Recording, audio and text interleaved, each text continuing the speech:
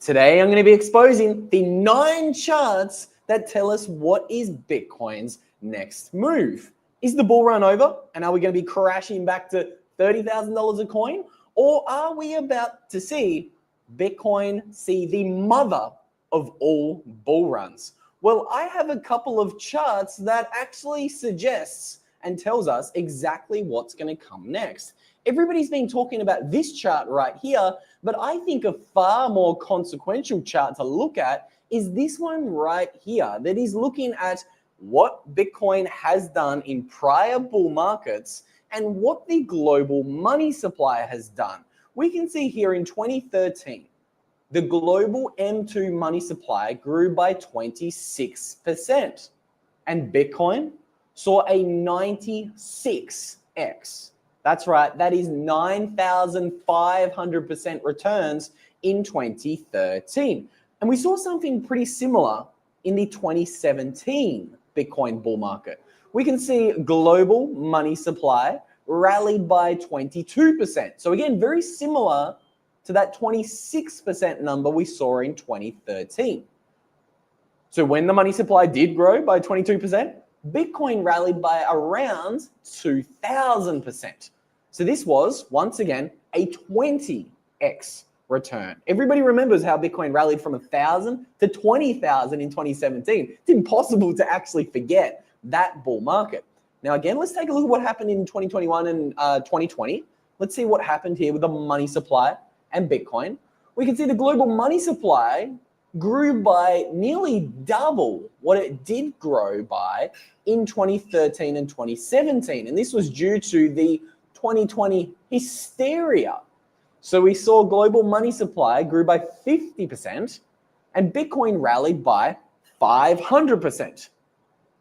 So just remember those numbers of money supply growth. Okay, in 2013, we saw 26%, and we saw 22% in 2017, and then we saw a massive 50% increase in the money supply during that 2020-2021 Bitcoin bull market. And how much have we seen over the past 12 to 18 months? How much has the money supply grown in that time? Let's have a look. We can see global money supply is actually flat. If anything, it's down. By my rough numbers, I've got global money supply increasing by around 1 to 2% over the past 12 to 18 months, depending upon how you measure it. And what's Bitcoin done in this time? Well, I'm glad you asked. Bitcoin's already rallied by 212%, a 3x return. So let's begin to ask ourselves the question, is this cycle a little bit different? Bitcoin's already seen this enormous rally, and we haven't even really seen the global money printers turn on yet.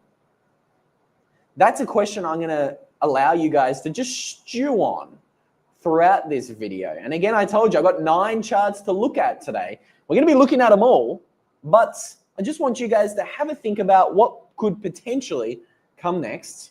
And also ask yourselves the question, are the Bitcoin bull runs driven more by the money supply and these 4-year liquidity cycles that we do see in macro, or does the halving have more to do with Bitcoin's bull runs? Did the launch of the ETFs in January 2024 accelerate Bitcoin's bull run? Again, we did hit an all-time high. What was it?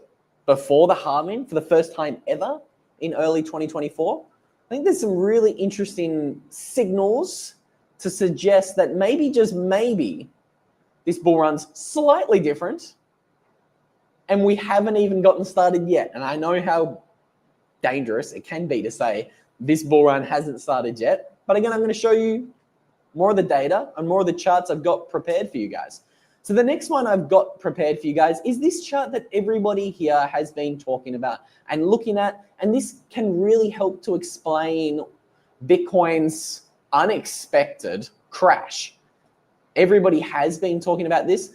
Before we actually talk about the crash, again, I want to put some things into perspective for you guys. This right here is what everybody's been freaking out over. This tiny, tiny little crash, when you zoom out, it's insignificant. It is nothing to worry about, okay? This is something that I think needs to be said. If we are going to be talking a lot about price action today and talking a lot about charts, like I've promised you, we don't do that very often here on the channel. Again, the least interesting thing about Bitcoin is the price, but we just need to be aware Bitcoin is very volatile in these bull markets. This here is the chart of the 2017 Bitcoin bull market. You can see on 6 occasions, this thing dumped and crashed and died and saw a correction bigger than 28% on 6 different occasions. And when we really start thinking about things right now, this is kind of pretty normal for Bitcoin to see these kind of corrections. And I think what we're seeing now is nothing out of the ordinary. I want to show you another chart to put this quote unquote crash into a little bit more perspective. You can see this is the chart of Bitcoin. And what I've done is I've just measured a few of Bitcoin's corrections, the breathers that it's taken over the past 12 to 18 months. We can see a 21% correction here just before the BlackRock Bitcoin ETFs were launched. At the time, everybody said, oh, we're going to 12K, baby. Bitcoin hasn't bottomed yet. A lot of very popular Bitcoiners were of that opinion here, way back in, what's this, mid-2023, when BlackRock announced their Bitcoin ETF filing. We saw this 21% correction. A lot of people were saying it's over, pack it up. They were wrong. We can see here when we saw this massive 8-month chop solidation range, Bitcoin peak to trough, down about 32%. Again, normal correction at the time. People were saying, oh, it's over, pack it up. The whales are distributing at the all-time high. That was the narrative way back in mid-2024. We didn't have that opinion here on the channel. We said this is just a bull market correction. This is healthy. McLovin here makes a great point. The bull run started in January 2023. And now let's take a look at our most recent correction to kind of, let's say, put it into a little bit more perspective. We can see nothing really looks out of the ordinary. Let's zoom in on this. Let's have a little bit of a look. In Australia, we say, let's have a gaze. I wonder how many people in the chat know what I'm talking about there. Let's have a gaze at that. 28% correction. That's what we're looking at right now in 2025. Everybody is freaking out over this tiny little dip. So I'm not done showing you guys the charts. Because if we agree that Bitcoin tends to rally when the global money supply is rallying, that means the next charts I've got for you are a little bit interesting. Because before we really zoom out to the macro, I want to show you the micro. I'm going to make the case for why the correction is potentially over.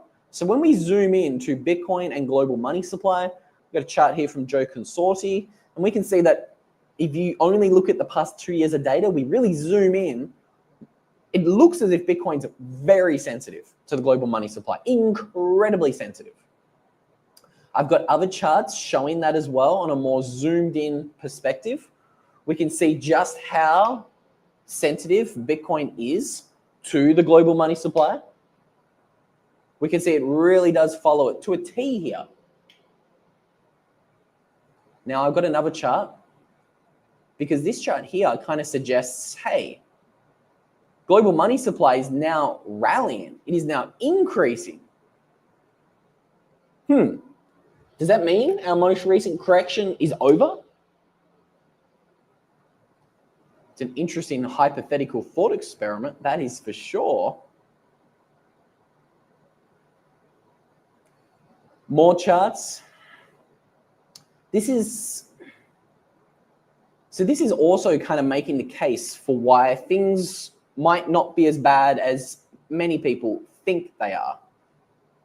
This is actually showing us that Bitcoin's correction right now, if we're measuring it based upon a 90-day market versus realized price gradient oscillator, isn't that a mouthful? We can see Bitcoin is more oversold than it was when it was at $16,000 after the FTX collapse. Again, Bitcoin had crashed from $69,000 to $16,000. Massive, 70 to 80% correction. Everybody said it's going lower. It's all over. Pack it up, boys. Everybody, even a lot of Bitcoin maximalists on Twitter were saying, yeah, we're going to 12K. We're going 9K. We're going to liquidate Michael Saylor at 3K. That was a narrative being pushed by people with big megaphones. Don't forget that. Should you listen to these people in this bull run? I'm not so sure. Not going to name names, but fear was pretty big in the bottom of that 2022 bottom in Q4. And today, the market is more oversold than when it was at $16,000 a coin. Again, I told you guys, these are going to be the 9 charts that help us gauge where Bitcoin could go next. I'm trying to show you guys a lot of charts here. This is another chart from Charlie Baleo, and he says at $80,000, Bitcoin is now down around 27% from its all-time high. Is that a big drawdown for Bitcoin? No. Love that tweet. Very simple, very straight to the point. Here's another chart looking at the Bitcoin price drawdown after price discovery. This is very normal. This is very, very, very normal. A 30% correction in a Bitcoin bull cycle is common. We did drop by 53% in 2021, and we still recovered to a new all-time high. Don't forget that. We had that 50% correction right in the middle of that 2021 bull run. It was a 50%er. We still rallied to go hit a new all-time high. So I'm trying to show you guys these corrections, perfectly normal in a bull run. Have a look at this. This is the correction that we were talking about from that tweet on the Bitcoin News Twitter account. Bitcoin corrected from around 65 big ones, $65,000 to $29,000. Let's slap this puppy on log. I always prefer looking at things in the log chart. You guys see, we had this big correction. People were freaking out. People were saying it's all over, pack it up. We did rally to hit a new all-time high. Great tweet. Now I want to, let's say, zoom out a little bit. I've got a couple more charts for you guys looking at the macro. I even have a little bit of a long form tweet from Joe Carlasari talking about the narratives that have been spun this cycle and which narratives could be dead.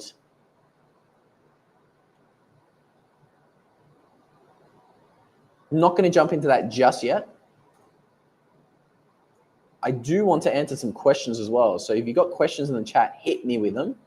We're going to be talking about CME gaps to answer your question in a moment, Bina. Dingo Booty says, Bitcoin is the way. Simple but important message. Bitcoin is the way. Pi cycle top, you read my mind. I wanted to show you guys the Pi cycle top as well. I wanted to show you guys a little bit of everything today. I really wanted to do a little bit of a deep dive on the price because we just don't do it very often. But I think right now, people need to know. People need to know what is going on with Bitcoin. What is happening? Why are we freaking out here? Why are some people freaking out? So we're going to be doing that and more. I want to have a look at the chat, see who's revuelto. Is that Spanish for something? Wait, Ben, is that how you say scrambled eggs? It's Spanish? I don't know.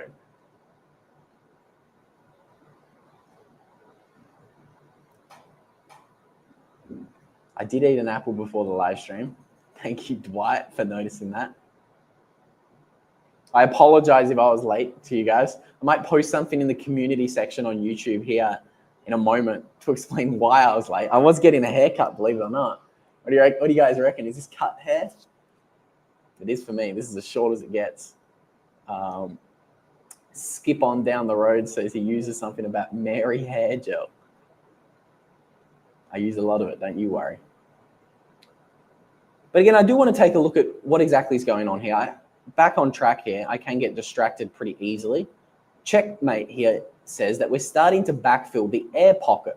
Folks who panic in this drawdown will take losses and transfer their coins to hodlers who will look after them better. The odds we're in a bear market are not large, in my opinion. Now, I like to show you this tweet from Checkmate, fellow Australian, because he's a little bit more balanced than myself. He's probably slightly less bullish than myself. But even he says the odds we're in a bear market are not large, in his opinion. The market is doing its job. We're watching supply distribute between hands. The dumb money is selling their Bitcoin to smart money. Whales are buying. I do have a little bit of a counter indicator to challenge that narrative in the not too distant future when we do start talking about BlackRock. I don't want to get there yet. We're going to get there. We're going to start looking at the macro here in a minute. All I am going to say is if you do actually want to be a part of the smart money, you should be buying today. Again, not financial advice. Nothing you ever hear on this channel should be considered financial advice. But I'm buying Bitcoin. That's what I'm doing personally. If you're looking for somewhere to buy Bitcoin today, I always recommend you guys check out the Bitcoin Well. If you use the link in the description of today's video, you're actually going to go in the chance to win 1% of a Bitcoin, 0.01 Bitcoin. I think that's generational wealth. But then highly encourage you guys to check out what the Bitcoin Well is doing. Whether you're a retail pleb, whether you're trying to push your friends and family towards self-custody, like we all should be doing, slowly but subtly, I think the Bitcoin Well is the place for those guys to sign up with Bitcoin because the Bitcoin Well is very unique. They say, sorry, we're not holding your coins for you. You can buy Bitcoin here. You can even get white glove concierge service if you're trying to buy a large amount of Bitcoin over the counter. But Bitcoin Well says, sorry, we're not going to hold your Bitcoin for you. You need to learn how to self-custody your own Bitcoin. This is why we love being partnered up with the Bitcoin Well. So again, use the link in the description of today's show notes. And once you have gone and signed up at the Bitcoin Well and you're taking self-custody of your Bitcoin, I always encourage you guys, put that Bitcoin in a Bitcoin-only hardware wallet and then don't make the mistake that most people make. Most people write down their Bitcoin 12 or 24 words on flimsy, dirty, not life-proof paper. I always tell you guys, don't do that. Go put your precious Bitcoin backup words on something like this, like the titanium plates that you guys can get from Stampseed. Look at them. I mean, just look at them. These things are real. These things are real metal. They don't muck around. And I do fly all over the world with these to answer some of your questions in the chat that I do frequently get. Highly recommend you check out what Stampseed is doing, and you guys can get 15% off anything you want to buy from Stampseed with a promo code Luke15. So again, take your self-custody a little bit more seriously, guys. I think a lot of people are getting really scared of the price action today, and I just don't think we should be worried about this most recent 28% correction, especially when we zoom out and take a look at the macro, like I promised we would do. In the pink line, we're looking at M2 money supply growth. The white line is the price of Bitcoin. This is really zoomed out on the macro, but at the very bottom of this chart, you can kind of see these red drawdowns. The red drawdowns are measuring when the money supply, global M2 money supply, is decreasing. Kind of aligns with Bitcoin bear markets. Right now, global money supply is actually exploding. It's increasing at the fastest rate it has in 2 to 3 years now. Money supply is rapidly growing. It would not really make sense that Bitcoin is dead and it's crashed, because something very important you guys need to remember is Bitcoin trails the global M2 money supply by somewhere around 70 days. So we can see the global money supply has actually been increasing here for around nearly 70 days. Looks like we're approaching 2 months that this global money supply has been increasing. What does this say? Does this mean Bitcoin is close to bottoming? Maybe. I don't know. I don't know what comes next. But if you believe in all of the charts we looked at today, this would suggest it is likely that the price of Bitcoin rises soon. That's what all of the charts, the 9 charts we've ran through today, is suggesting.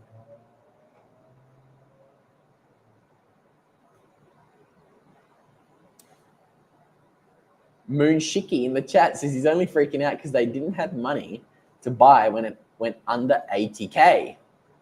Sorry, sir. I might have contributed to you not being able to buy under 80K, because I certainly did. Made my first buy in a little while now. It was a sizable buy too.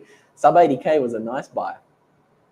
Oh no, Green Candle says he's got cooler glasses than me. Let's see what you got, Green Candle. Put them on. I'd send you the link so you can join the stream if you want to pop in. I'm actually going to drop you the link. Who knows? Maybe you're in front of your laptop.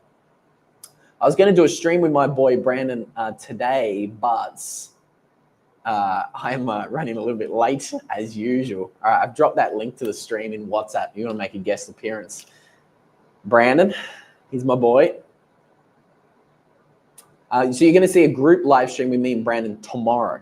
So stay tuned for the banter if you want the banter tomorrow. But these glasses, they're the go. They do. I actually don't want to sleep tonight. Let's just say I got plans later, so I'm not wearing the glasses tonight because I want the light to keep me awake. Let's answer some questions from you guys before I show you the last chart I want to have a look at. Lesbian haircut. Skip on down the road. Yeah, to Ty's comment, I absolutely love it when I see a lot of bears saying Bitcoin's topped, it's all over. Love it. And we're seeing a lot of that right now. So jumping into one of the last things I wanted to show you was this one here. I saved the best to last because this is kind of talking about the narratives. Joe Calasari, let's assume for a moment the cycle has peaked and neither Bitcoin nor altcoins make a new high in 2025. I know, right? Impossible. This would kill all the narratives. This is Joe's point here with this interesting read. I love following Joe because he always has contrary takes. If Bitcoin has topped, hypothetically, I tell you guys, I always like to show you both sides of the argument. This would suggest that the halving cycle is dead. Altcoins never really ran, so that means altcoins do not outperform Bitcoin in a bull market on average. Retail alone cannot keep Bitcoin above 100K. If we've topped, this would also kill the narrative of blow-off tops. Joe says that miners could come under pressure. And I think it's just interesting because if Bitcoin keeps doing what it's done for the past 16 years, we're not even close to top. If we have topped,